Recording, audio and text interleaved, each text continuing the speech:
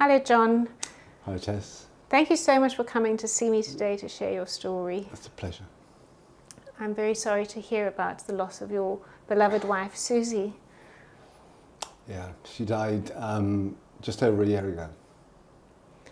I know that you made contact because you wished to share her story. Yes, yeah. So would you like to tell me what happened? Right, well, we were a bit suspicious of the to begin with, actually, but because we both loved walking and our holidays were on the continent, we thought we'll never get abroad unless we get this thing stamped, but we're always a bit suspicious of them. So we both had the AstraZeneca vaccine in, first of all, about March 2021. And she never felt well afterwards. She was someone who was very sensitive to any pharmaceutical products. She was all right for a while, but then she noticed she was starting to get breathless when we were walking uphill. And so she went to see her doctor, her GP, and the doctor did some blood tests, and they found there was quite a high troponin level in the blood tests, which is suggestive of heart damage. So I think by about June, we went along to North Devon District Hospital to the cardiac department, and there she had an echocardiogram, and we were told immediately that she had amyloidosis, which I'd never heard of before, but I believe is a deposition of amyloid protein in various organs, and it was affecting her heart, and there was a thickening of the heart muscle, which was making her slightly breathless.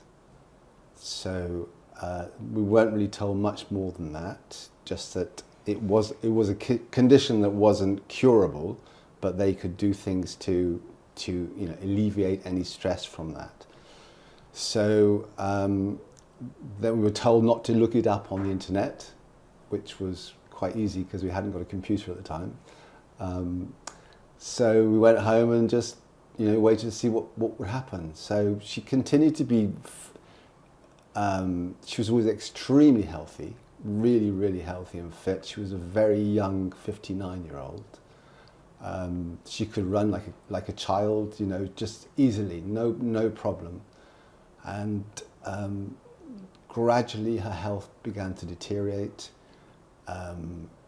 We went back to the GP quite a few times, and they did lots of blood tests, and we were sent back to the cardiac department, who were not a great deal of use. And then they moved us over to the hematology department, who were sure she had multiple myeloma. So again, batteries and batteries of blood tests. They said, oh, she's got very high light chain readings in her blood. So just had so many blood tests, and they were watching the light chain levels, which never seemed to become ridiculously high, but they were very concerned about this. And the hematology department was sure she had multiple myeloma. So by the time we came around to October, she had a full left-sided frontal stroke. It just came out of the blue, and she lost her speech and she lost the use of the right side of her body. Luckily, we got her to hospital in time for a thrombocyte to be administered, and she got the use of her right side back again, but her speech was just returned very slowly and partially. But she came home again, and everything didn't look too bad at that time. We thought, oh well, her speech would return and it would be fine.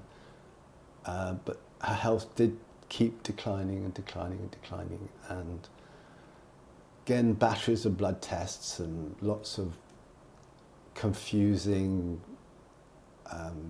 explanations. And when I suggested, could it be anything to do with the vaccine? Because I'd been going onto the internet by now and looking for similar cases around the world, and lots was being reported, and it was the same as her symptoms, because she'd had a couple of times when it was like she had a heart attack. She had all the signs of a heart attack, crushing pain in her chest and pain down her arms, and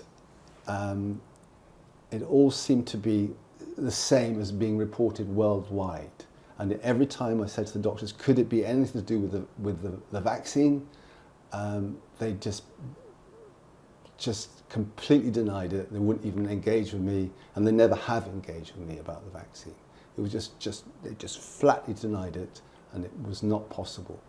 A couple of the doctors would almost sort of tip me the wink. Something was up, and there was more to look into, but they would never come straight out and say there is something going on here. And that's how it continued, basically. A number of times I found her unconscious and barely breathing. Managed to resuscitate her, and then we called the ambulance, and the paramedics would come along, and quite often she was back in hospital again. But every time she came out of hospital, she was very weak, but then her strength was building up when she was at home. But then her heart was failing insofar that the fluid was pooling in her feet and her lower legs and her thighs, and finally it was in her abdomen, and she had to go in hospital for intensive diuretics, so on a drip. I mean, she was taking diuretics anyway at home in tablet form. So she went into hospital a couple of times on the intensive drip, and she lost all the lot of the weight in her limbs, which she thought was brilliant, because she had these big elephant legs, and it really was upsetting for her. And anyway, finally she came home. So this was Christmas 2022, and we had 2 more weeks.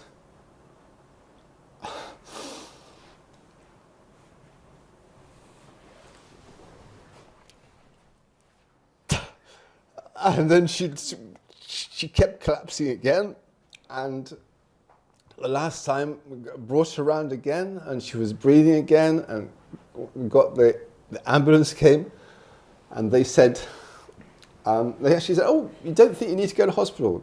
Because she did look quite good sometimes when she recovered. And then as soon as we tried to move her out of the bedroom, she collapsed again, and they couldn't get her heart going again. And by that time, she'd actually signed a do not resuscitate notice, which I didn't know about, because she was trying to,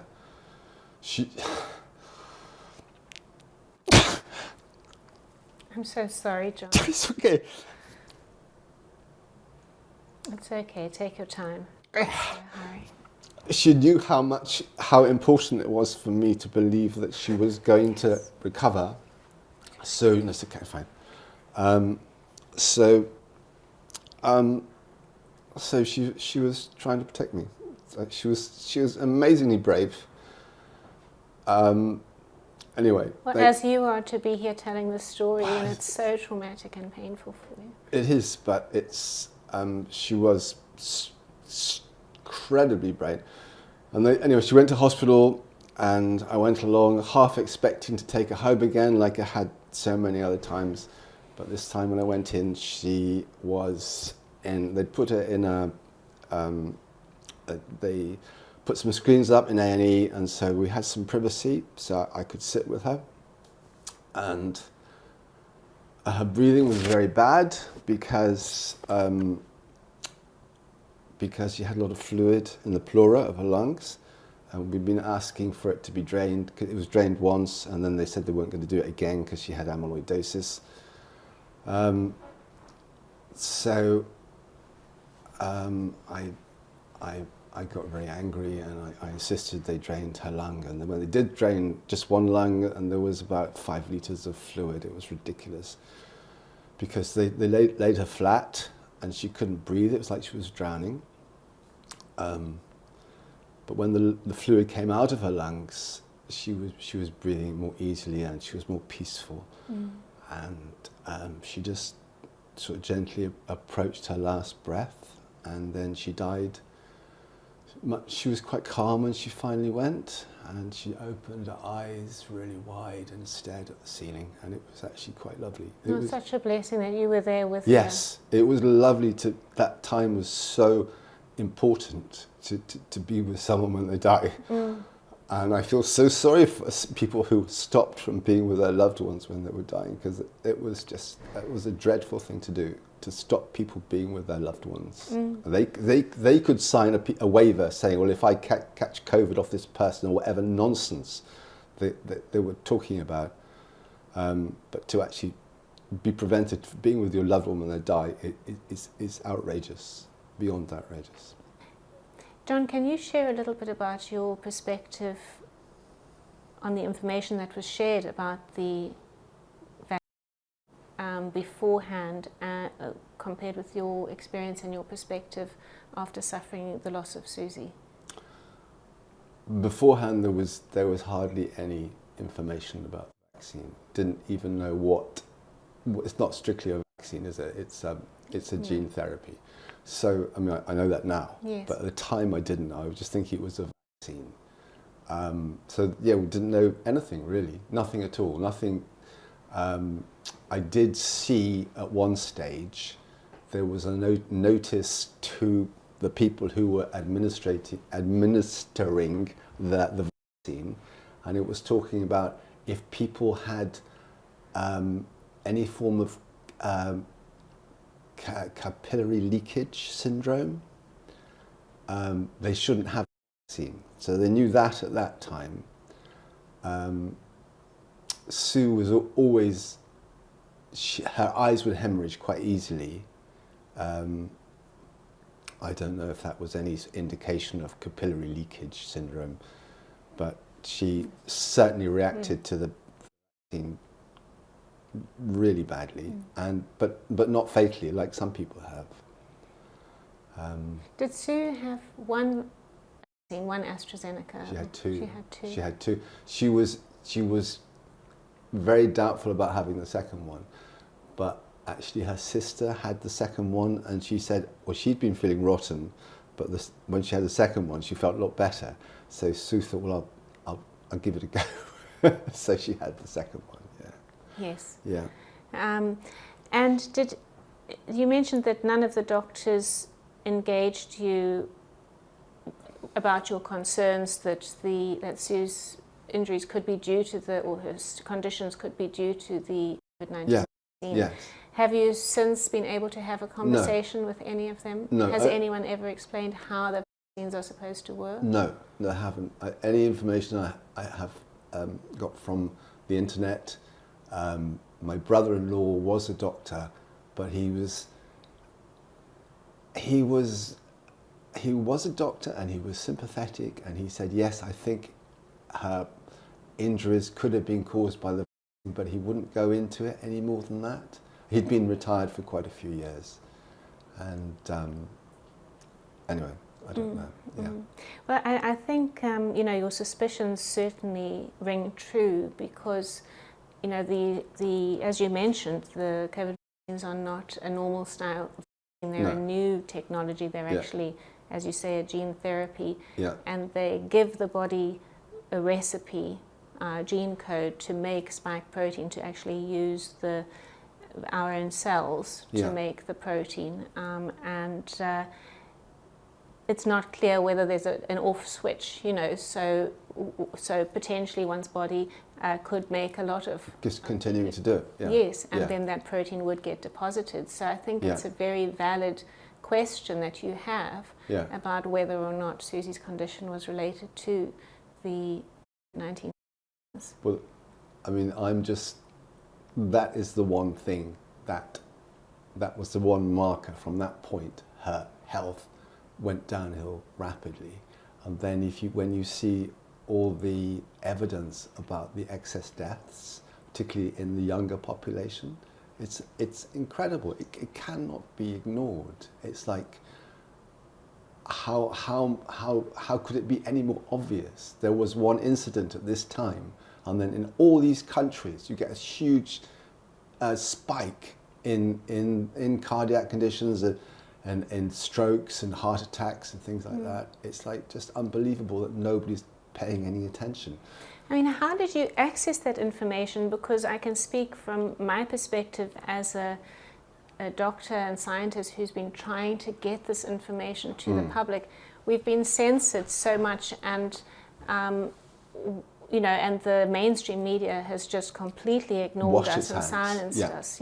So how did you find the information that you needed to start questioning? Dr. John Campbell. And he's on YouTube. Yeah, he's on YouTube, but he has to be careful. Yes. Because he's just has to be careful. If he goes over a certain level of explanation, he gets penalty points or cut or something. But he's just such a brilliant guy. And he does stick very carefully to the science and the facts. Yes, I agree. He's an academic as well.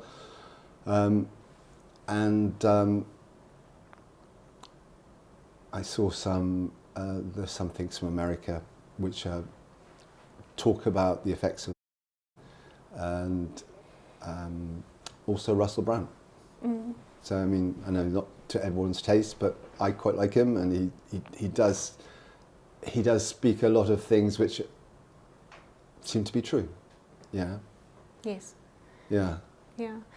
I mean, your encounter with the NHS, or your experience with the NHS, has left you rather disillusioned and disheartened, I believe, with the health system that we have. Would you like to shed a little bit more about your opinion on that? It just seemed like they were just passing us from pillar to post, from one department to another department. Nobody was looking at it properly. Nobody was asking questions that needed to be asked. I mean, I'm not very clever, but I worked it out quite quickly.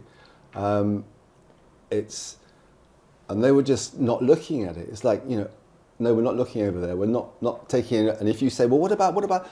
And they go, I mean, I remember talking to a cardiac nurse, and I said, well, what about what Dr. Aseem Malhotra is saying? And she said, oh, he's not peer reviewed. And so I said, well, because no one will publish his work, because he's saying something they don't want to hear. So I mean, he's like a top cardiologist, and she wouldn't take any notice of him. Oh, he's not peer reviewed. It's like, what? And you feel like banging your head against a wall sometimes. They wouldn't listen, and they've got some smart ass reply, which they've been primed for, so you never get anywhere. So you might as well just whistle, It's pointless. All they'll do is give you more drugs and just get you out as quickly as possible. And what do you feel about the constant promotion of boosters and so on? Is there something that you would want to let people know? I think it's just basically a farce. And when they were promoting them for children, which they were doing until February last year, how could you do that? How could you do that? It's outrageous. It's absolutely outrageous, and it's so bloody pointless. I can't read the statistics, but when someone who does understand the statistics points out the actual what good it did, and then when someone like Dr. David Martin, he did that address to the EU, and he points out that they were weaponizing the SARS-2 virus way back. And so when they talked about developing at the blinding speed of science or some cobblers like that, and you think, God, we're being played so much. We were made to believe the absurd, weren't we? Absolutely. That 6 meters would protect us from COVID. Yeah. And, you know. And those silly little masks with a respiratory virus, with droplets. And that will make the difference. And it's a nonsense. You go into, you toddle into the hospital and you put your mask on and you go, "Ooh," and you take 2 meters away from everyone, and it's rubbish. And it's all sort of control, isn't it? It's enough to... in actual fact, just to complete that quote, if you can make people believe absurdities, you can make them commit atrocities, which is, possibly where we find ourselves. Where you saw it in Nazi Germany, and you think will never happen again, and it's happening now, isn't it? It's happening now. The complete madness. And they say that the third stage of lying is if I'm lying to you, and you know I'm lying, and I know you know I'm lying, and I'm still lying, and that's the third stage of lying. It's like, if you can do that, you've got someone controlled completely. Yeah. And would you say that's where we are with the government now? I have no faith in the government whatsoever. They just lie all the time. I think there are a few good people in the government, like Andrew Bridgen, MP, he seems to just speak the bloody truth. And of course, and they chucked him out the Conservative Party. And I don't know, we did talk about it before, but I don't know if you actually saw the film of the chamber of the House of Parliament, and they all scuttled off when he started talking. Absolute disgrace. Yes, tell the listeners, what were they there to discuss? He had asked for, there's there's a petition to discuss excess deaths and vaccine damage at Westminster, and it took ages for it to happen. When it did happen, as soon as he stood up to speak, they all scuttled off. And it was sickening. I was so sickened to watch them. And rightly so. I mean, what do you think would happen if the government and the BBC announced truthfully that the deaths in the UK are up 10% compared with pre-COVID,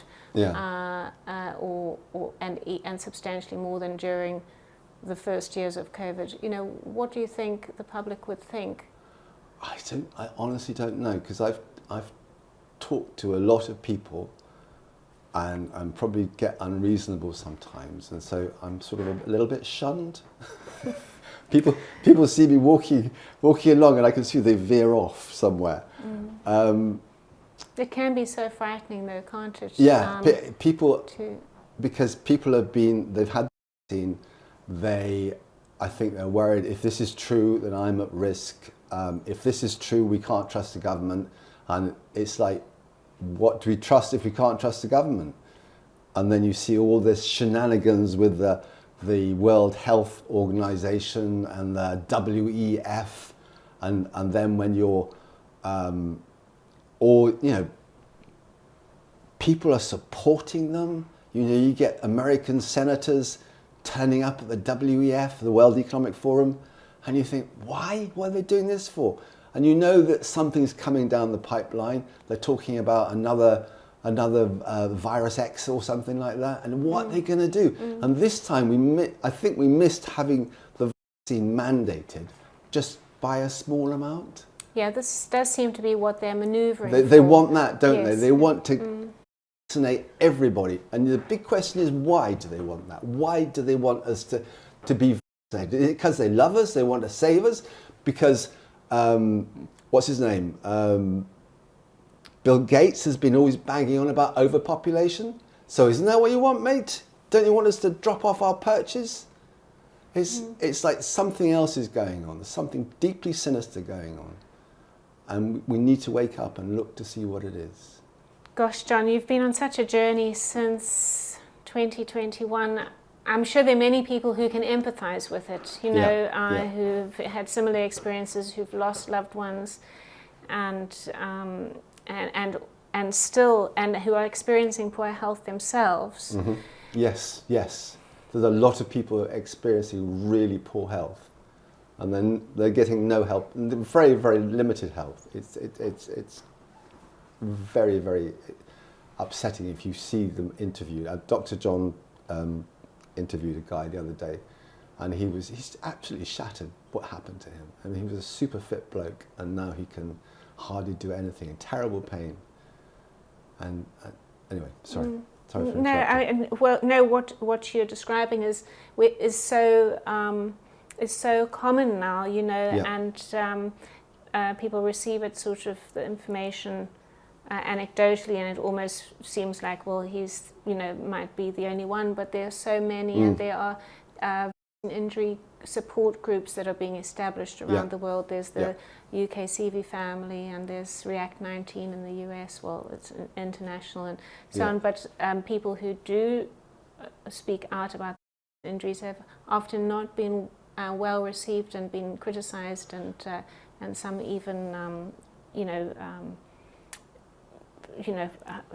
trolled in a sense. So it's really an awful position to be in, where you're unwell and you're vulnerable, you can't get help, you can't work, you can't pay your bills. It's dreadful. And some, you know, there was a group on Facebook, and it was just cut. How dare they do that? Yes, how bloody dare they do that? Yeah. So it becomes so difficult for people to help others. Yeah, or difficult to tell the truth. Their experience, To just tell the bloody truth. It's we live in a world of lies now, and it's okay to lie as long as you don't get found out. You know, with all of this revelation, how do you cope? It must seem overwhelming at times, but how are you coping? I'm okay. I've got lots of really good friends. I've got a lovely family, and I've got a dog. Very important. Dog is the best thing. Yes. So, you know, I'm quite old now. I haven't got a long time left, but that I just want to make it as useful as possible. I would like. I enjoy life. I still enjoy life. Obviously, I get very upset sometimes, but you know, I'm alive. So I also have quite a strong religious faith, not religious faith, spiritual faith. So that really helps. I would just like to see the world not fall into this horrible trap it seems to be moving towards. Just wake up and just see what's happening. You know, all these groups all seem to be pushing everything in a certain direction, and it's horrible. It's horrible. I don't want to see the world that happen to the world. So that's what really concerns me. Yeah. It does certainly does feel as if things are totally out of control, because the corporations have just they're just driving everything, and because they control the pharmaceutical industry, they control the media, they support, they fund these supranational organizations like the World Health Organization who are making these policies. It's very difficult for the public to find the truth. If you were to give sort of one tip to someone who's beginning to question, what would that be? We're not helpless. We're really, really not helpless if we stand up and just say, no, we're not doing that anymore. You know, if you want to sign up to the WHO with some stupid bloody treaty, pointless treaty, why should we give our sovereignty over to them when they did such a poor, terrible job with the pandemic? They did all the wrong things. They just, you know, they couldn't run a piss up in the brewery, as they say. It's just the worst people to be in control, and we're just saying, oh yes, you can call the pandemic. Whenever you say, some guy in Geneva can stand up and say, oh yes, you've got a pandemic in your country, and you must have these, and we're going to mandate these bloody. I mean, it's a hideous thought. It's like, it's Orwellian. It really is dreadful. I mean, would you be shocked to hear that the WHO actually has a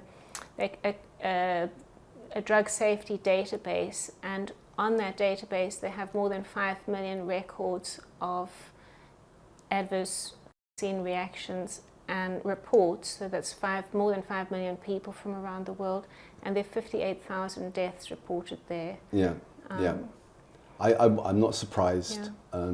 I'm not shocked because I'd expect something like that from them. Yeah, and they have done no safety audits, so it's really. I mean, I'm still shocked by it, and we know that that's just a fraction of the real harms, because someone like Suzy is not recorded among those numbers. No, and she died of cardiac amyloidosis. Nothing is mentioned about causing the amyloidosis. So nobody will ever say those two words together. So that's missing, and they reckon only 10% of damage at the most. So that figure of 58,000, you can times by 10 at least. Yeah, an under-reporting factor of 90%. Yeah. So there's that, but then what we don't want to. If we feel that we can't do anything, I disagree. I think you can be a bloody irritant to them. And why should you sit back and just take all this crap and do nothing and not say anything? Why should we lose our freedom of speech? You know, that, what's she called? That used to be a Prime Minister of New Zealand, Jacinda Ardern. She stood up and she said, free speech could be a weapon of war. Wow. Meaning, you know, you shouldn't have free speech because you might hurt someone with it.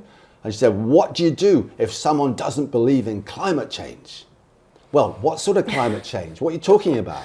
I mean, that was in front of the UN. And that's what's really scary. It's the bodies like the UN and the World Health Organization and not the WEF, I think they're just a bunch of tossers anyway. It's the ones that are respected, that, you know, like the UN. Yes. And it is the absurdities, you know, that they can make people think that, you know, they'll call well-respected doctors who have no conflicts of interest, and scientists, cardiologists who've got, you know, 40 years of experience, spreaders of misinformation, and that they are the arbiters of the truth. So they, with these new documents, the pandemic treaty and the amendments to the international health regulations, they're asking for the power to basically declare what is science and what is information and so on. So they're asking for the power to actually control information. And don't they want an international police force to impose these new regulations? Am I right in thinking Well, that? I don't know that exactly. I know that the onus is the proposed onus is on governments to enforce what the WHO says. That's Article 42 in the amendments to the International Health Regulations. But the process that we're going through is a drive towards concentration of power centrally, and basically controlled by supranational entities, just a minority interest group that think that they know what's best for us. No, they don't. Basically, they just want to control us. It's basically establishing a one world government where we are really just seen as consumers or products of the fourth industrial revolution to be exploited and controlled. You know, so you control people by mandating things that affect their health and by surveillance. Yes, total surveillance. What's all this about 15-minute cities or some nonsense? Everything is connected right now. Hideous. What a thought. Do people, I mean, I haven't heard a great deal about that, but I just couldn't believe it when somebody was talking about it. Yes. John, what would you say would be a good outcome for the public right now? Look, a good outcome would be if they stop promoting these damaging vaccines, the mRNA vaccines, or if they do it with a bit of caution.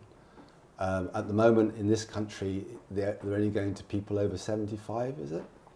I'm not sure where we are at the moment with... I think at the moment it's everyone over 75. They're the only ones who can have it at the moment, which is a huge jump from just a couple of years ago when it was anyone over 2 years.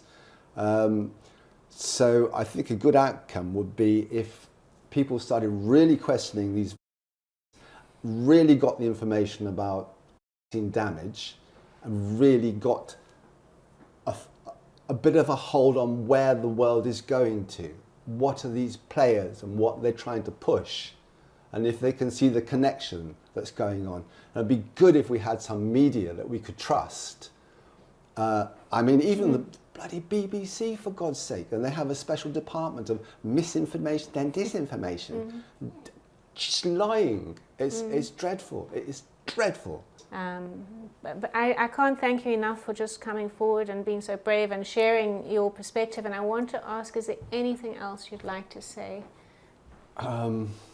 Just that thing, just don't sit there and take it. If you possibly can, speak out, and don't rant like I do sometimes, but, you know, talk to your friends and just realize something is going on. It's not conspiracy theories. It's something real that's happening to the world. And lots of people have died, and lots of people have had their lives fairly ruined by, you know, health problems they've had from these. And why were they pushed when there was perfectly adequate medication already in place that could have helped with the outbreak? And the outbreak, how weird was that? You know, it just appeared in Wuhan, in the Institute of Virology, but oh no, it came from the wet market down the street. It was just stupid. Just, you know, obviously they were messing with the. I don't know if it was deliberately released or whether it was an accident. I don't know, but it was released. It shot through the population very quickly because it probably been weaponized. So it was made super contactable. But we can't prove that. But that's a supposition, isn't it? Yeah. You're so, you know, brave and inspiring, and I just want to ask you one more thing. Is there something positive that has come out for you with the loss of Suzy on a spiritual level? Yeah, I realize with losing, when she was alive, she was everything to me. And we had this lovely cozy life, and we were just going to have lots of holidays, and it was going to be lovely. And I adored her. I always adored her. And when I lost her, it was like, shit. But now I've got to be grateful for the time I had with her, because most people don't get relationships like that. So I'm very grateful for that. I try and do what I can for other people who have lost someone close to them. But the most important thing, and I would like to get out, is to just not take these unless they're proven safe. And they just can't say, oh yes, we've run tests, but doing 50 people is their universe. You know, that is their test, and that is pathetic. That's kiddie stuff. And now they're talking about getting the people at Portland down to create a new. Oh, that's going to be good, isn't it? Just, we've got to stand up and say, no more of this rubbish. It's just, this is our world. You don't own it. Just because you're a billionaire doesn't mean you've got the right to anything. You know, you can flit around in your bloody private jet and come and tell us about climate change. You can't use a car because, oh no, but I can have a bloody private jet. So I'm going off piece again. Don't worry. You know, I would keep thinking I'm going to, you know, close, and then another question pops up, because now I'm wondering, you know, I was never an anti-vaxxer. You know, I was participating in preparing clinical practice guidelines that included vaccines among the recommendations and so on.